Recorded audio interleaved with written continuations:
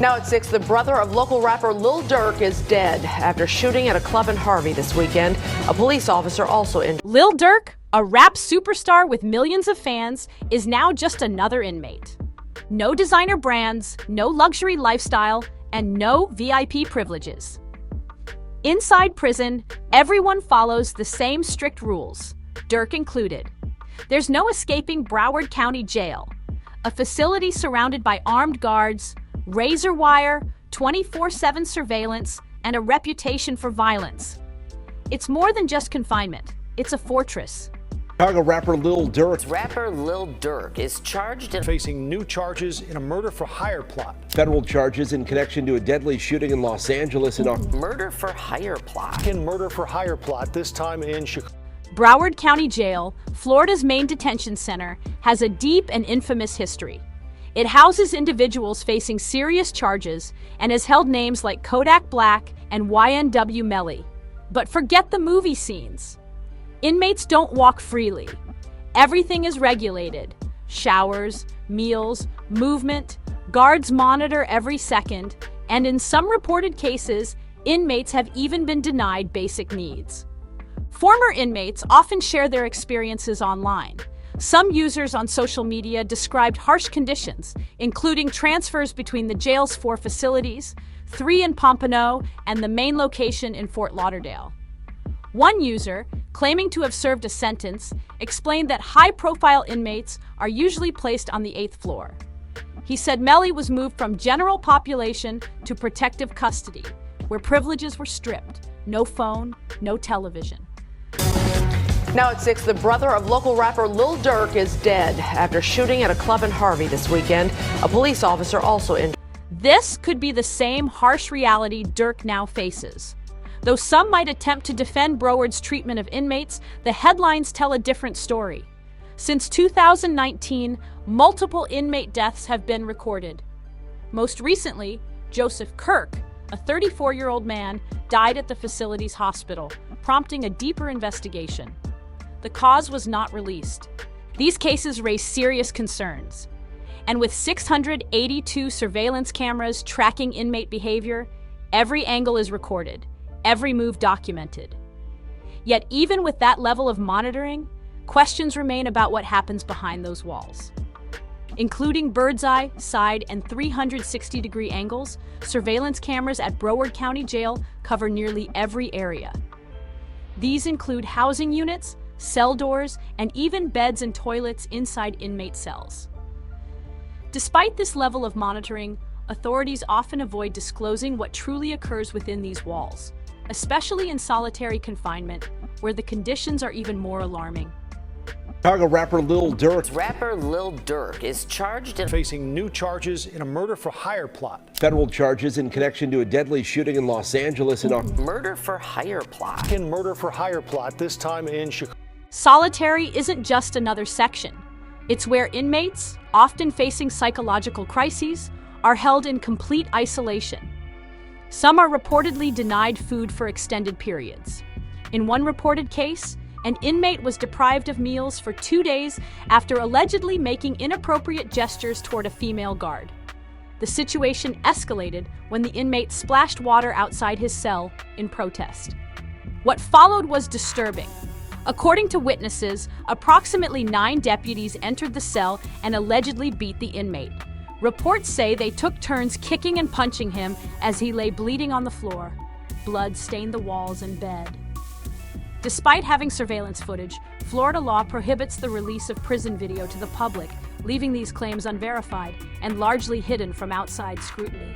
Chicago rapper Lil Durk. Rapper Lil Durk is charged in facing new charges in a murder-for-hire plot. Federal charges in connection to a deadly shooting in Los Angeles in murder-for-hire plot. In murder-for-hire plot, this time in Chicago. Right now, Lil Durk is far from luxury. He's held in one of the worst parts of Broward County Jail, where conditions are known to break people mentally and physically. And if there's any place an inmate hopes to avoid, it's solitary confinement. Escaping such conditions is nearly impossible. Once in the system, it does everything to keep you in it.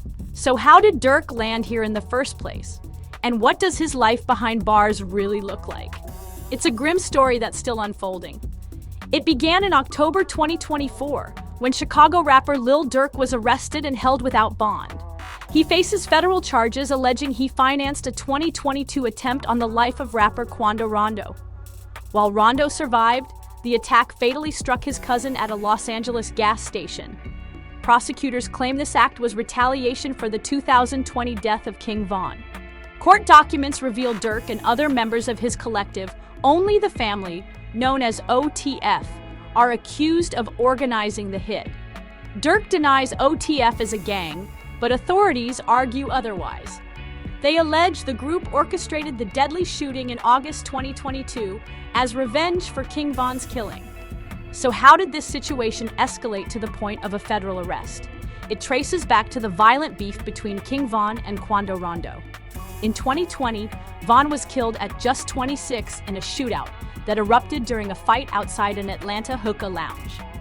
It was just after 4 a.m. near Monaco Hookah Lounge when shots were fired. Surveillance footage captured the fight escalating quickly. What began as a confrontation turned deadly within seconds. 2 people were shot, one being King Von, the other linked to Rondo's crew. A man in all white with long hair punches another man in the face in a parking lot, surrounded by a group of men. As the fight escalates, the group begins to scatter. Suddenly, a man hiding behind an SUV steps out and fires at the man in white, believed to be King Von. Von's associate returns fire, hitting the shooter below the waist. In the chaos, Quando Rondo appears to try and snatch Von's chain. Von, wounded, grabs onto Quando, preventing his escape. The shooter hesitates, unable to fire again for fear of hitting Quando. Another one of Von's associates strikes Quando to stop the chain-snatching attempt. As the confrontation continues, one man refuses to enter the getaway vehicle. Instead, he and another individual engage in a shootout with security, resulting in their deaths on the scene. Those fleeing from the area, seen running left and toward the bottom of the footage, were all part of Von's group, who had been in Atlanta celebrating rapper Boss Top's birthday. Boss Top, formerly close to Chief Keef, had a fallout after allegedly robbing Keef's home while Keef was in court. Von explained on livestream that A Block needed $7,500 to bond out Trey 5.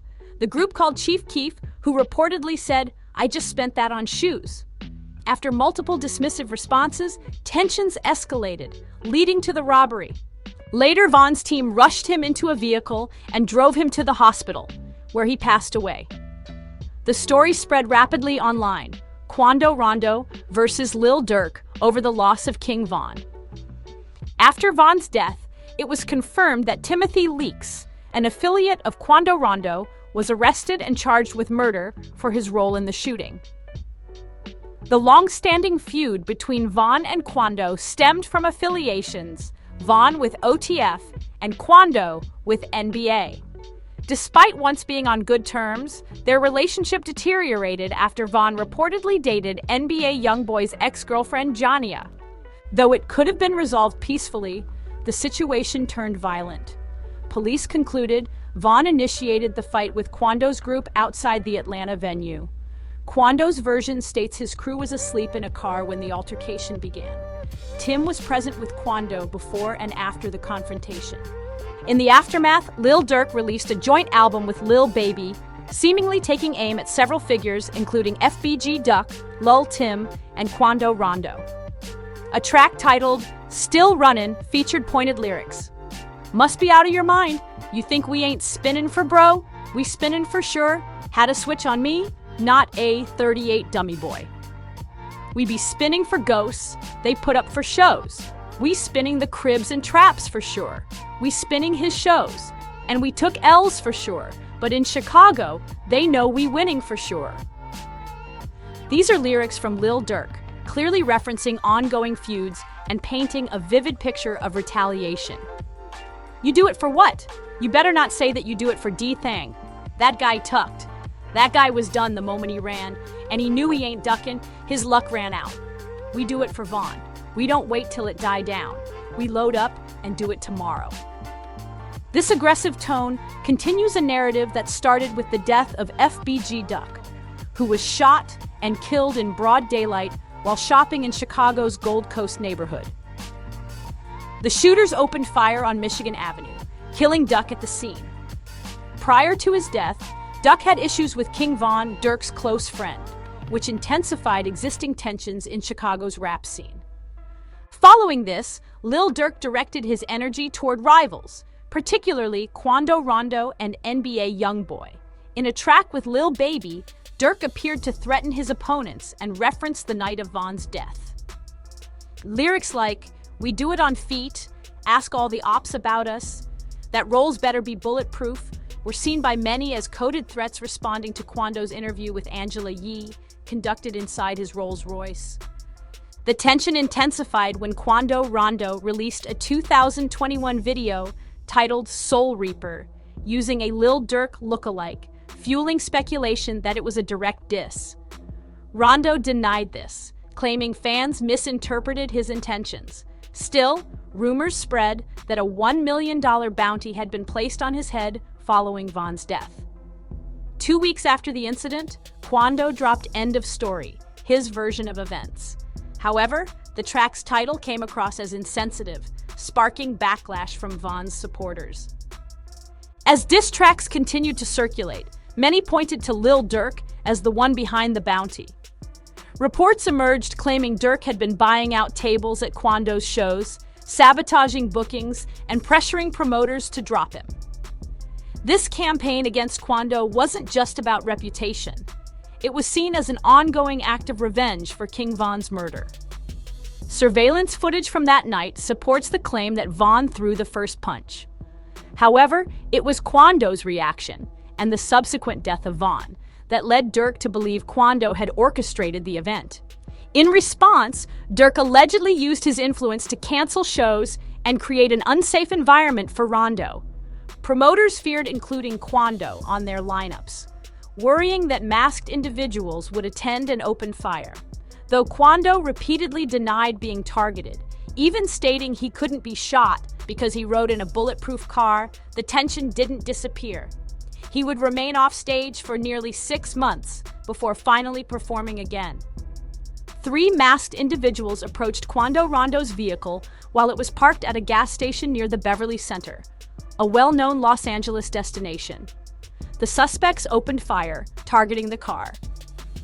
Lil Pab, Quando's close friend and cousin, was struck multiple times during the attack while allegedly attempting to return fire.